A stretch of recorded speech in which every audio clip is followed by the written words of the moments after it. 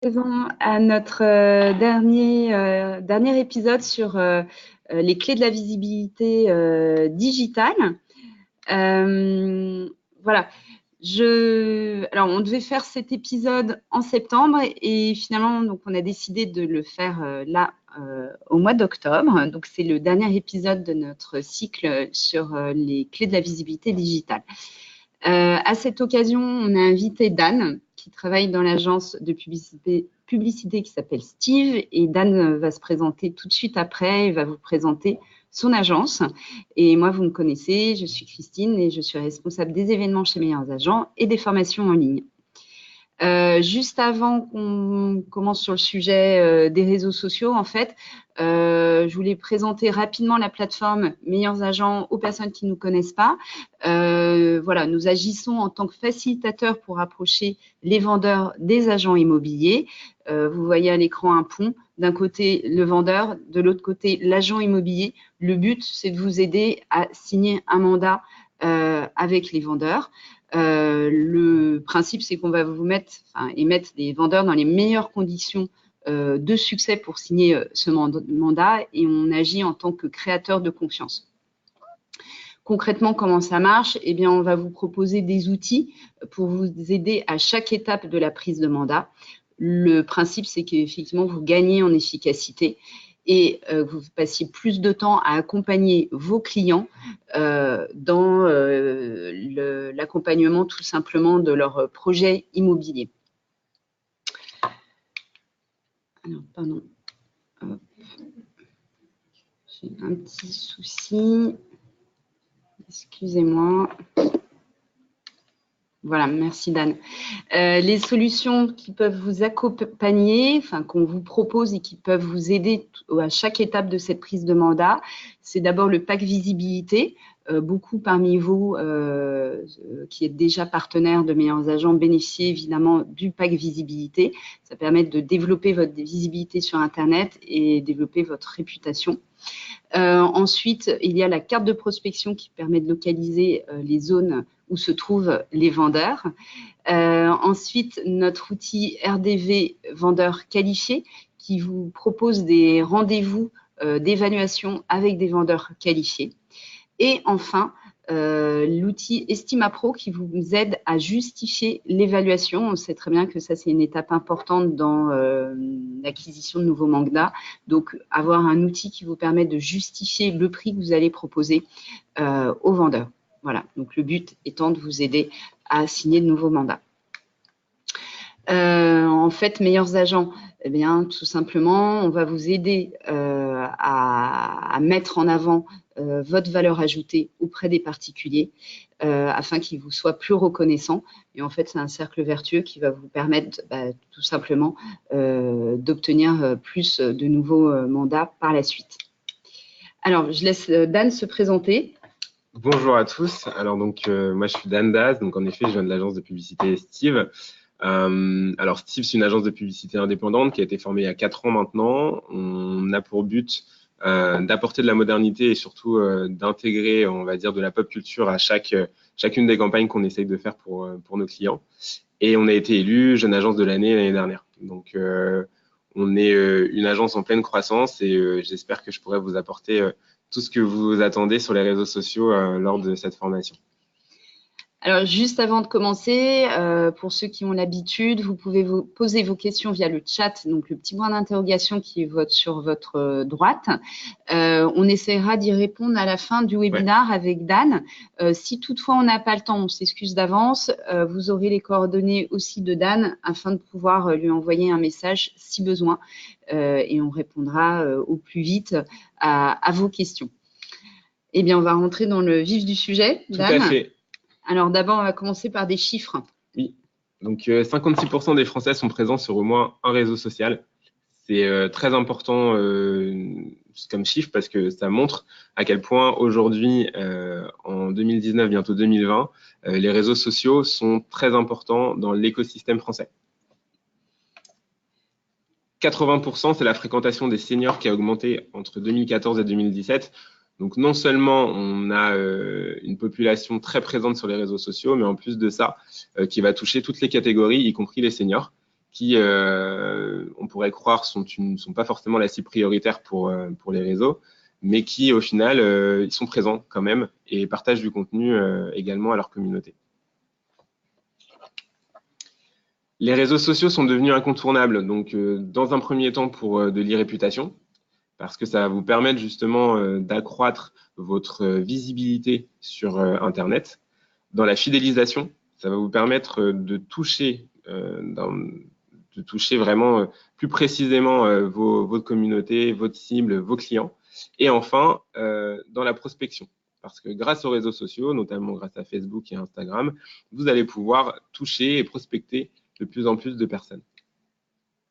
On va commencer par Facebook, ouais. Qui est un peu le réseau social le plus connu. C'est le plus connu, c'est le premier grand réseau social qui a explosé au début des années 2000. Donc, c'est aussi la première chose à laquelle on pense quand on pense réseau social. Donc, on va commencer avec Facebook.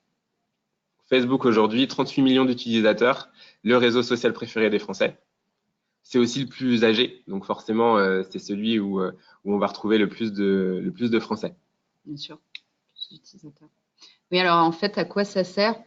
En règle générale, après, on va aller un peu plus dans le détail pour une agence immobilière. Mais déjà, de façon plus générale, comment ça marche? À quoi ça sert? Alors, Facebook, au fur et à mesure des années, a ajouté beaucoup de features, beaucoup de nouveautés à sa plateforme. Mais globalement, aujourd'hui, on se sert de Facebook pour publier des images et des photos, pour publier des vidéos également, pour échanger des messages, créer des groupes de personnes, des groupes de discussion. On va pouvoir parler d'une thématique ou d'un sujet bien particulier. Et également médiatiser et cibler d'éventuels prospects. Donc ça va être une partie un peu spécifique dont on se parlera tout à l'heure. Et enfin, on a une variété d'applications qui vont pouvoir être diffusées sur Facebook et pas mal d'outils également qui vont vous permettre non seulement de diffuser un message, mais aussi de le diffuser à une cible bien précise pour justement vous faire connaître ou faire connaître l'objet de votre offre. Alors oui, il y a beaucoup de personnes qui se posent la question, effectivement, c'est quoi un profil personnel et une page professionnelle? C'est quoi la différence et c'est quoi l'intérêt du coup d'une page professionnelle par rapport à un profil personnel?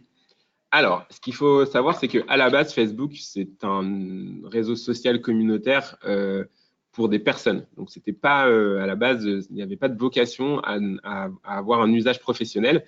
Donc, au début, on n'est pas du tout dans un usage commercial. On peut paramétrer la visibilité des publications. Donc, on peut à la fois être visible ou pas. On peut déterminer que tel groupe de personnes ou tel autre groupe de personnes verra nos publications.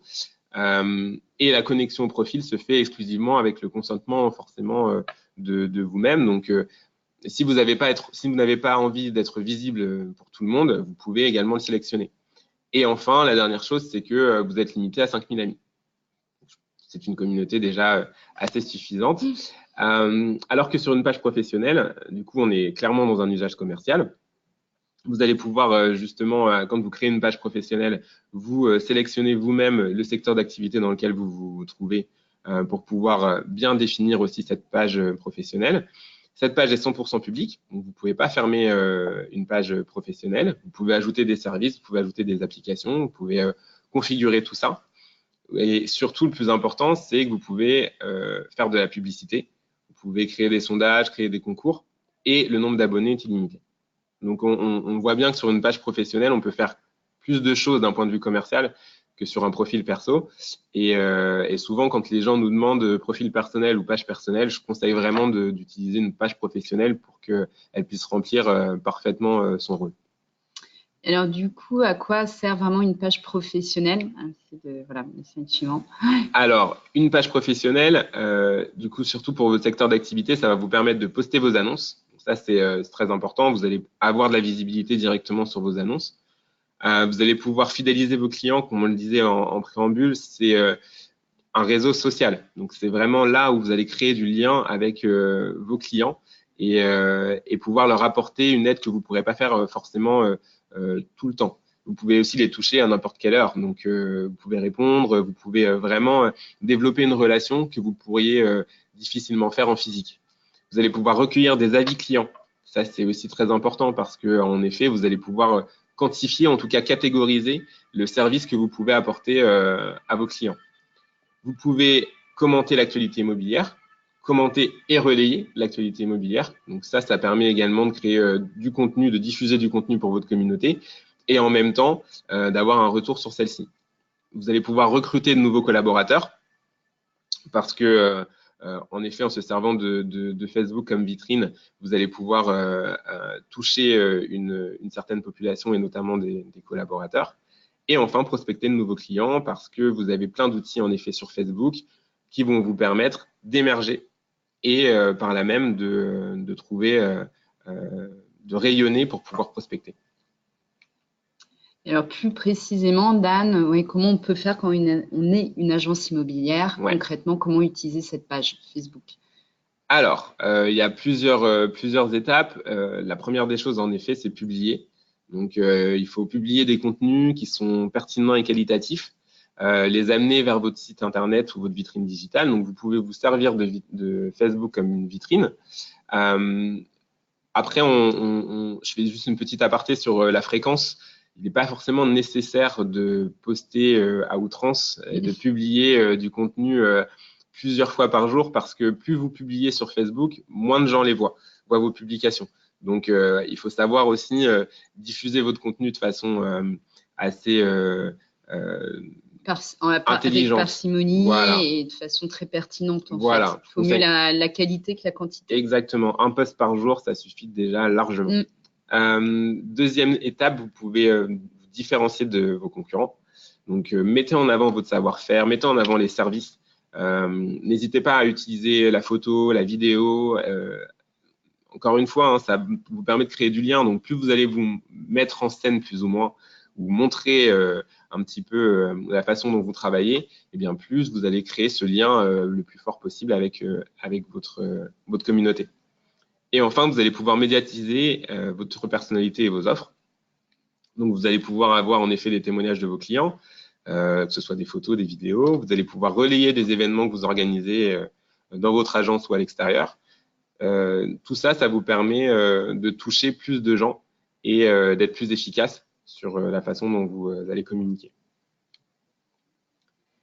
Vous allez pouvoir jouer la carte de l'international également. Si c'est votre marché, si vous avez la capacité et le besoin d'aller à l'étranger, vous allez pouvoir adapter votre discours. Et en effet, vous allez pouvoir également pouvoir cibler du contenu en anglais et du contenu en français pour adapter votre discours à l'international. Faites réagir votre audience. Ça, c'est aussi important. Il y a un mot qui revient souvent quand on se parle de réseau social, c'est l'engagement. Qu'est-ce que c'est que l'engagement? C'est comment est-ce que vous faites réagir votre communauté en lui posant des questions, en l'invitant à commenter, à réagir. Tout ça, ça va vous permettre de créer de l'engagement et de communiquer de la meilleure façon avec votre audience. Sixième conseil, installer un chatbot pour votre page entreprise. Donc, vous avez peut-être sûrement déjà remarqué sur certaines pages, quand vous ouvrez une page professionnelle sur Facebook d'une agence ou autre, on a un petit chat qui s'anime en bas de l'écran.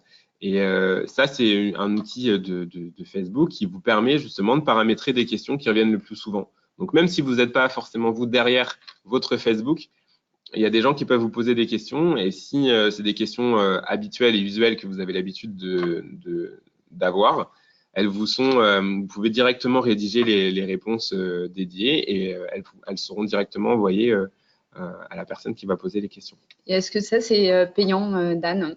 Non.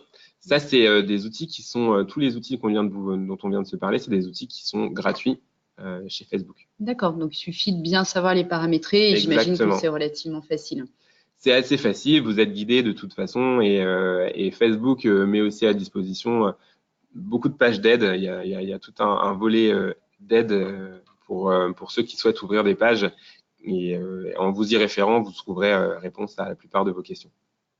Alors, on voulait vous montrer juste parce que là, on parle, c'est un peu théorique, mais on voulait vous montrer une page entreprise d'une agence qui est partenaire chez nous, qui s'appelle le cabinet Lorne, qui a une page entreprise. et qui publie assez régulièrement. Alors, elle publie pas tous les jours, mais elle a un rythme de quoi à peu près tous les 10 jours, tous les 15 jours. Ouais, tous les 10 à 15 jours en fonction de l'activité et des nouveautés ou des news qu'elle a envie de partager. Voilà. Et là, par exemple, elle a relayé un post de meilleurs agents sur la météo des prix en commentant tout simplement, enfin, se réappropriant ce contenu. Mais du coup, ça lui permet, enfin, elle voit un contenu pertinent sur le site, sur la page meilleurs agents, et elle la réutilise pour sa propre page. Mince. Hop. Et du coup, ça lui permet de lui donner une opportunité de prendre la parole auprès de ses clients, tout simplement. Après, par exemple, elle a publié des nouvelles mesures qu'il faut connaître en tant que copropriétaire. C'est intéressant, c'est de l'actualité immobilière, c'est sérieux, elle a envie vraiment de tenir informée sa communauté de ce qui se passe vraiment au niveau des copropriétés. Tout à fait, c'est ce qu'on se disait aussi, c'est que non seulement vous avez d'un côté du contenu que vous pouvez produire, mais vous pouvez aussi vous réapproprier du contenu ou de l'information que vous avez trouvé sur les réseaux sociaux pour justement animer votre page et permettre aussi de délivrer un contenu à votre cible. Tout à fait. Et puis après, c'est malin de sa part, c'est-à-dire qu'elle a fait une copie d'écran des derniers avis qu'elle avait sur sa page, sa vitrine digitale meilleurs agents, et qu'elle a relayé donc sur sa page Facebook, ce qui permet à sa communauté de voir les derniers avis qui sont évidemment positifs avec les verbatims associés.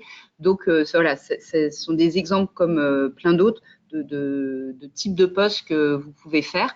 Mais comme dit Dan, en fait, le fait de suivre vous-même de l'actualité pertinente sur votre propre page va vous permettre aussi de trouver des idées en termes de contenu. Exactement. Alors, nous revenons à notre formation en ligne. Donc là, effectivement, on a fait le point sur les 6 conseils vraiment à suivre en termes d'animation de page. Mais en fait, il y a toujours les tags, les likes, etc. En fait, on s'y perd un peu. C'est quoi la différence et à quoi ça sert, Dan? Alors, les tags, ça vous permet de mentionner une personne. Donc, vous avez juste à utiliser l'arrobase plus le nom et prénom d'une personne qui existe sur Facebook, donc avec son pseudonyme ou en tout cas son patronyme qu'elle a indiqué dans Facebook. Et ça va vous permettre à la fois d'être vu sur le profil d'actualité des amis de cette personne, si elle a ouvert bien sûr les notifications et la permission de pouvoir le faire. Et également, cette personne sera vue directement sur votre post. Et lorsque quelqu'un de votre communauté cliquera sur son nom, il arrivera directement sur son profil. Donc, on peut à la fois taguer des agences, ou en tout cas des pages professionnelles, mais aussi des comptes perso. Alors que les likes ou les réactions maintenant, puisqu'on n'est plus uniquement sur des likes, vous permet de réagir à un post. Donc, si vous postez un contenu, la personne, en tout cas de votre communauté, a différentes possibilités de pouvoir réagir. Soit elle peut avoir un like, le pouce bleu qu'on connaît tous, et on a différentes réactions qui ont été ajoutées ces dernières années pour venir agrémenter toutes ces réactions à un post. Alors oui, les avis clients sur Facebook. En fait, c'est quoi l'intérêt? Comment ça marche, Dan? Alors, les avis clients, c'est un peu comme partout, ça vous permet, plus vous avez des bons avis clients sur Facebook, plus l'outil va faire en sorte de vous mettre en avant. Donc, on va vous serez retrouvable plus facilement. Et forcément, cela va permettre d'influencer également les internautes sur votre positionnement, sur la façon dont vous allez pouvoir communiquer, ou en tout cas tout simplement sur votre image. Et du coup, Dan, ça veut dire que si je tape une agence immobilière dans un secteur sur Google, par exemple, il y a plus de chances qu'elle ressorte dans les premiers résultats de recherche? Tout à fait. D'accord. Et je vous invite, là je fais juste une petite digression, mais en effet, Facebook est très important pour ça, mais vous pouvez aussi le faire justement sur Google, parce que la combinaison des deux va vous permettre justement de remonter aussi très très bien en termes de recherche. Super. La publicité. Vaste sujet. Oui. La publicité sur Facebook, en effet, le but ultime, c'est de gagner en notoriété.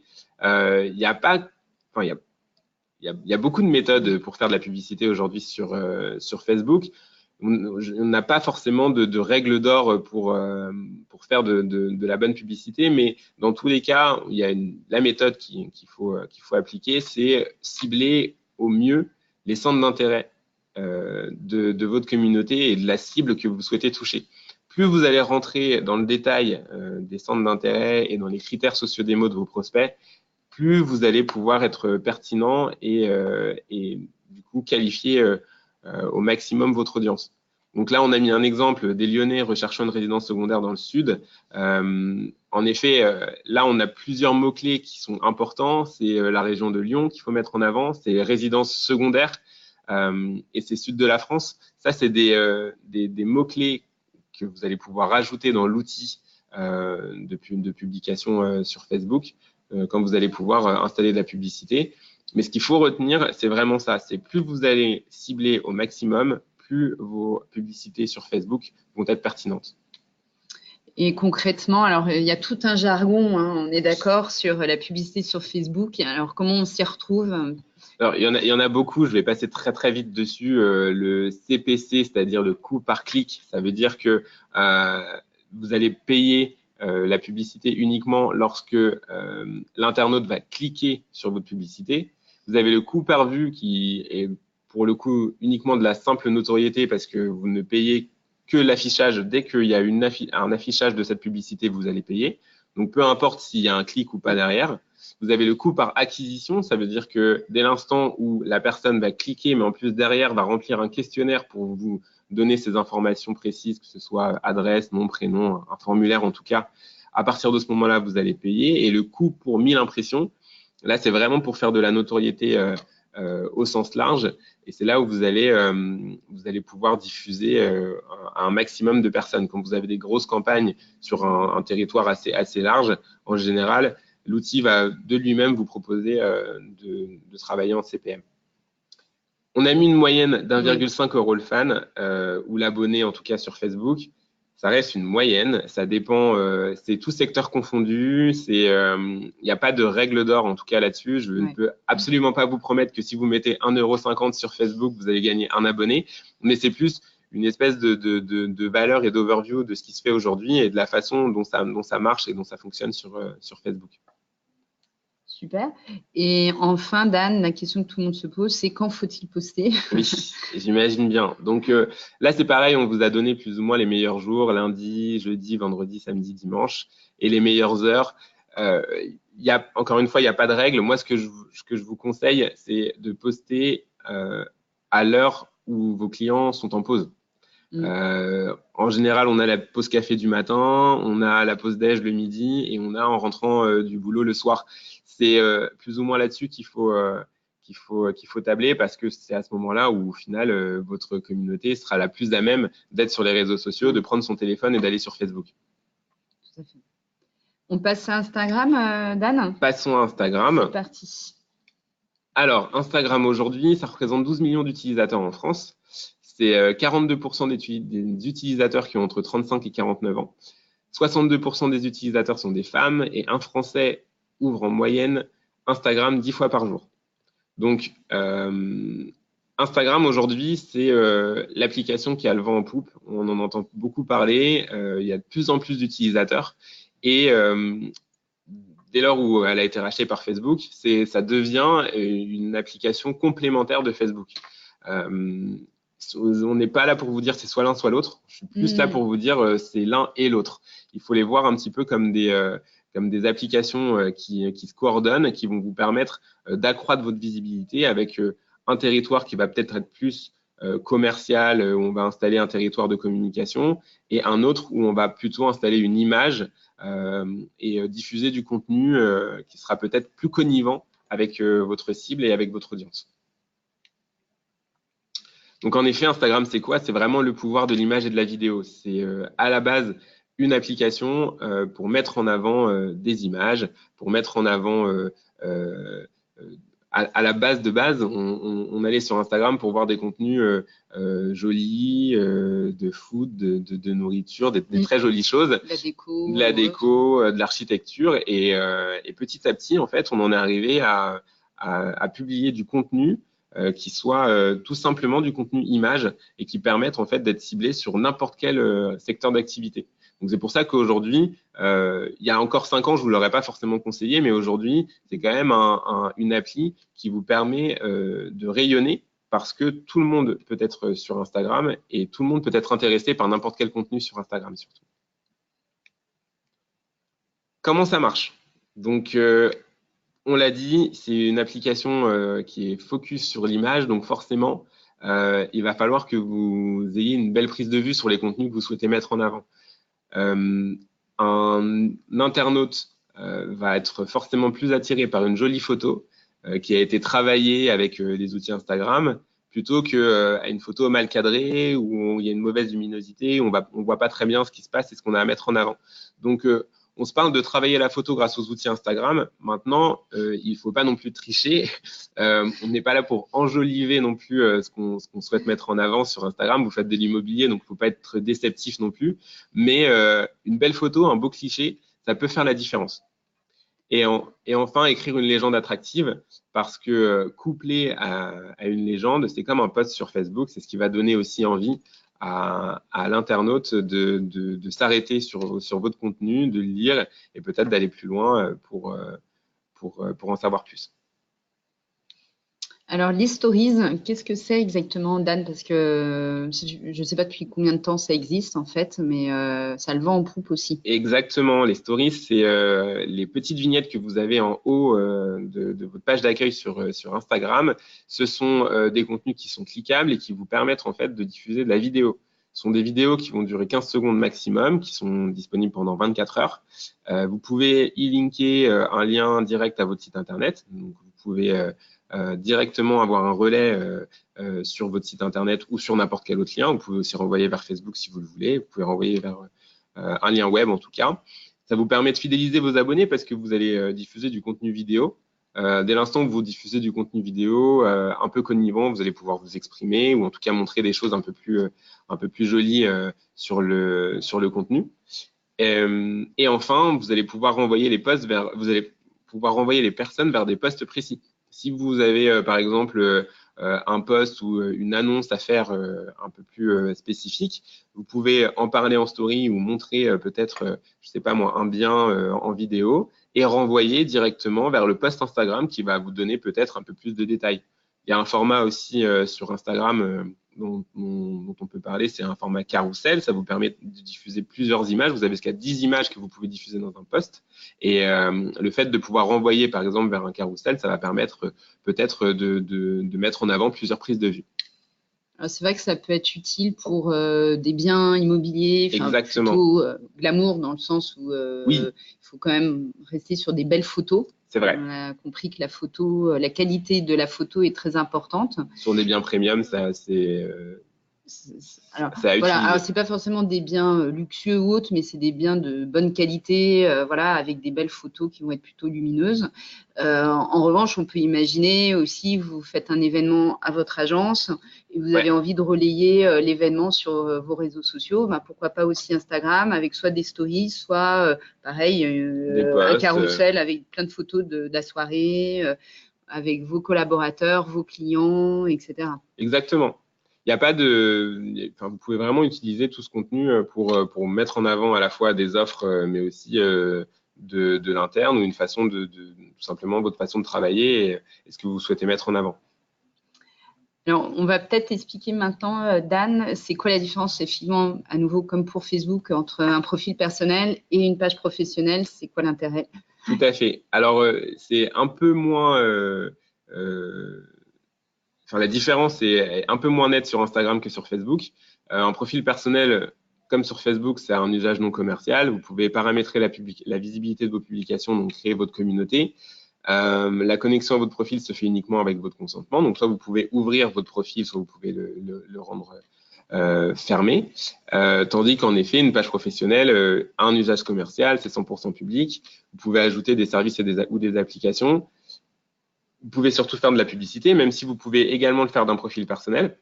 Mais ce qui va vraiment être différenciant sur une page professionnelle, c'est que vous allez avoir des statistiques qui vont être plus développées et mieux développées sur une page professionnelle. Vous allez pouvoir mieux cibler et mieux suivre également votre audience avec des retours en chiffres sur vos actions de publicité.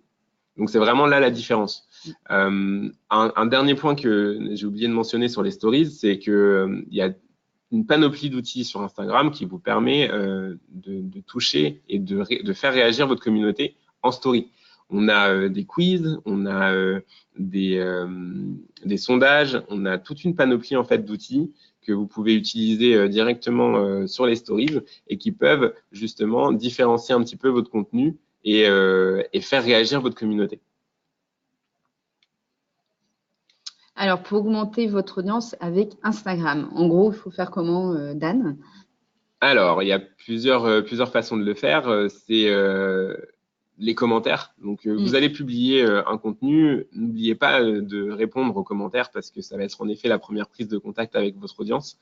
Vous avez la messagerie. Vous pouvez vous mettre en relation très facilement avec d'éventuels vendeurs ou acheteurs. Vous pouvez les contacter directement via Instagram et eux également peuvent vous contacter en retour. Et enfin, les hashtags. On en parle pas mal. C'est les petits dièses que vous avez sûrement dû voir sur différents contenus. Ça vous permet d'augmenter votre audience. On va faire un petit focus pour vous expliquer comment ça fonctionne. Mais ce qu'il faut se dire, c'est qu'un hashtag, c'est ni plus ni moins qu'un mot-clé. Donc, vous allez sur Instagram en tant que client ou consommateur, en faisant une recherche par mot-clé, vous allez avoir une multitude de contenus. Et si vous, en tant que publicateur, si vous avez publié ce contenu auquel vous avez ajouté ce hashtag, vous allez pouvoir remonter dans les résultats de recherche. On va peut-être regarder un petit exemple. Tout à fait. On se met à la place d'un internaute voilà, qui recherche ce qui se passe sur Nice en termes d'immobilier. Exactement. C'est ça ? Tout à fait. Donc là, en gros, on commence à taper le mot-clé Nice immobilier. On n'a même pas forcément fini de le taper, qu'on a déjà la liste des potentiels hashtags qu'on va pouvoir rechercher. Donc là, en effet, on voit que Nice immobilier a plus de 100 publications derrière. Quand on clique dessus, on arrive sur un résultat de recherche qui nous présente en deux phases, donc soit les plus populaires, soit les plus récentes. On peut cliquer et avoir du coup différentes listes de résultats.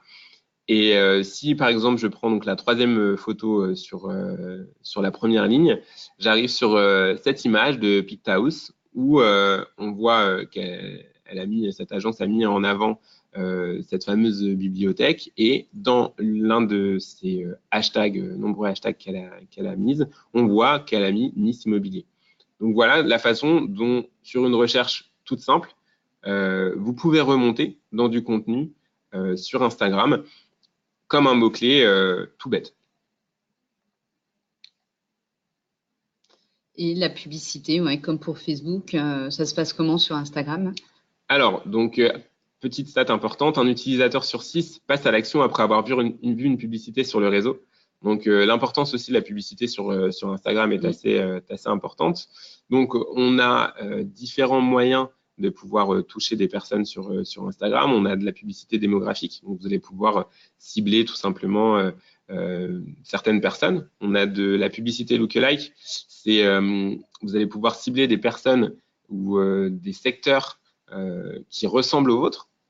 On a une option de customisation, c'est-à-dire que vous, si vous avez une cible ou une audience donnée, vous pouvez l'intégrer directement dans les outils de Facebook ou d'Instagram pour pouvoir toucher plus facilement cette audience. Donc, il suffit que vous ayez une base de données déjà concrète de vos clients que vous souhaitez toucher sur un certain réseau.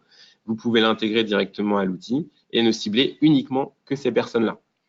Et vous avez enfin le retargeting. Le retargeting, ce n'est ni plus ni moins que de toucher des personnes qui sont déjà venues chez vous. C'est le principe même de ces fameux cookies dont on a souvent parlé sur Internet. Une personne qui a accepté les cookies sur votre site, c'est donc une personne qui peut être potentiellement retargetée parce qu'on va avoir des connaissances sur son profil parce qu'elle est venue sur votre site Internet et on va pouvoir la retoucher sur les réseaux sociaux en lui diffusant un message publicitaire.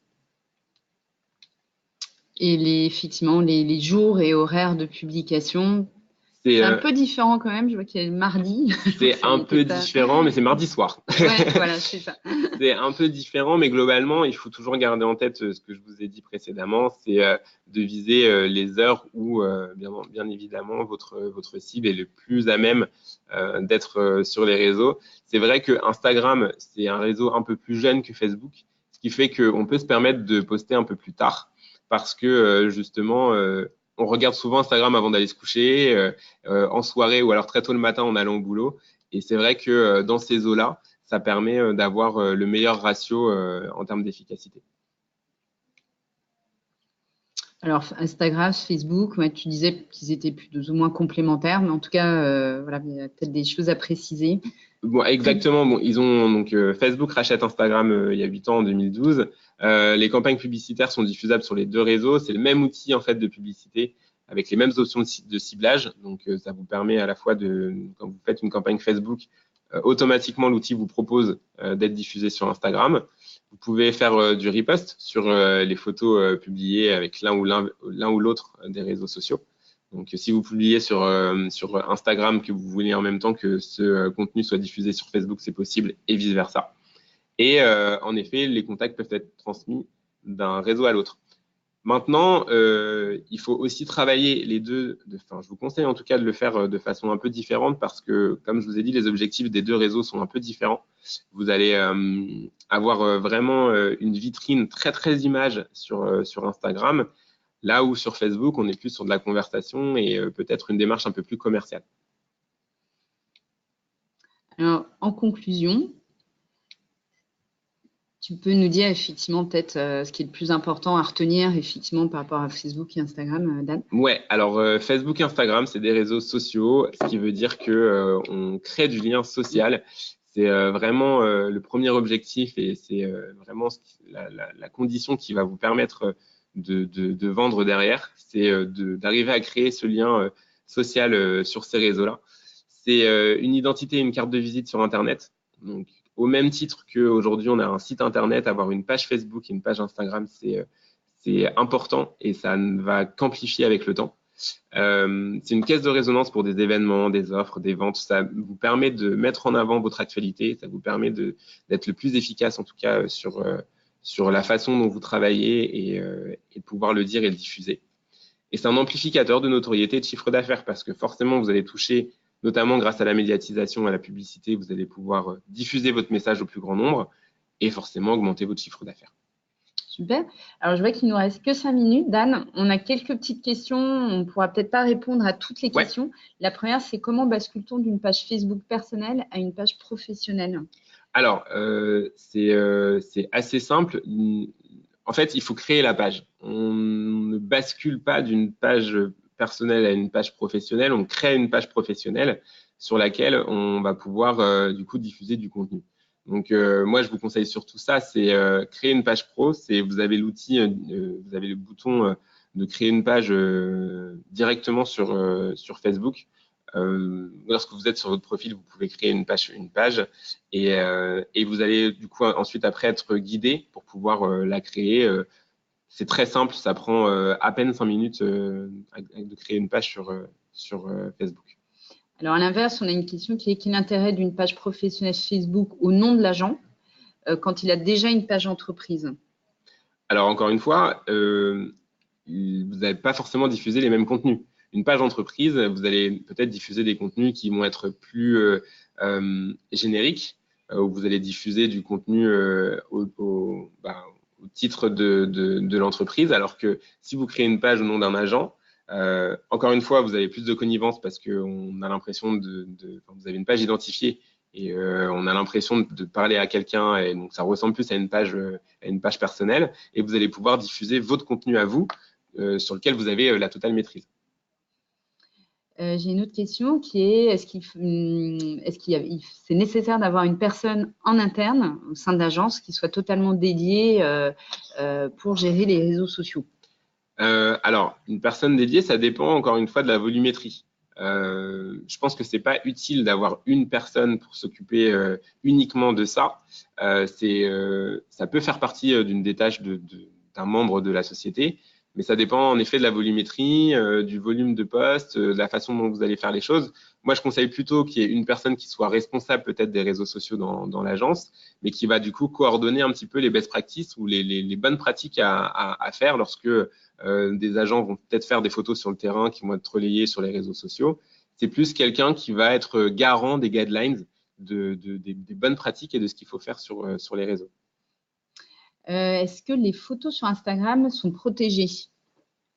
Alors, les photos sur les réseaux sociaux sont protégées, oui et non. C'est un peu compliqué la protection des données sur les réseaux sociaux, en tout cas en ce qui concerne les visuels.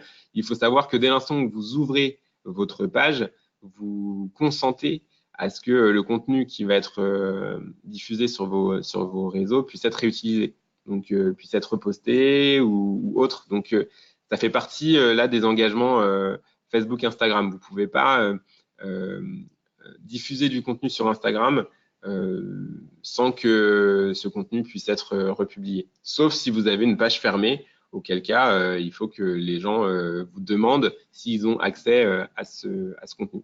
On a une autre question qui est: la page professionnelle est-elle payante? J'imagine que c'est la même chose pour Facebook ou Instagram. Exactement. Que ce soit, enfin, quel que soit le réseau, la page professionnelle est gratuite. Voilà. Et puis, le taux de rebond est-il important sur Facebook? Alors, ça dépend. Ça dépend ce qu'on appelle le taux de rebond sur Facebook. Si vous diffusez du contenu et qu'ensuite Facebook est une page de relais, ça dépend tout à fait de ce qu'on veut en faire. Sur Facebook, on n'appelle pas vraiment ça un taux de rebond. On appelle plutôt une captation d'audience. C'est-à-dire, si on entend le taux de rebond dans le sens combien de personnes vont voir mon contenu que j'ai diffusé, ça, c'est plutôt, voilà, c'est plus une captation d'audience. Et à ce moment-là, il peut être important, il peut être très faible. Ça dépend à la fois de votre communauté et ça dépend aussi de la qualité et du post, tout simplement. Donc, c'est très difficile de répondre à cette question parce que il y a de multiples paramètres qui rentrent en ligne de compte. Alors, je suis désolée parce qu'effectivement, on a fini le webinaire. On répondra peut-être aux autres questions par email. Donc, ne nous en voulez pas si on n'a pas répondu à toutes les questions. On va vous renvoyer par email dans les prochains jours le contenu de cette formation en ligne. Vous aurez également les coordonnées de Dan dans cet email. Donc, si vous voulez à nouveau lui poser des questions en direct, n'hésitez pas. On vous remercie vraiment d'avoir participé à cette formation en ligne. Merci beaucoup, Dan, d'avoir co-animé ce webinaire. Merci. Et puis, en fait, une fois que vous aurez quitté le webinaire, vous aurez une petite fenêtre qui s'affiche, celle que vous voyez à l'écran, et vous faites fermer pour accéder au questionnaire. Merci beaucoup d'y répondre. Cela nous aide à améliorer le contenu qu'on diffuse lors de ces formations en ligne. Voilà, donc merci beaucoup pour votre participation et dans quelques jours, vous recevrez le contenu par email. À très bientôt, merci beaucoup. Merci, au revoir. Au revoir.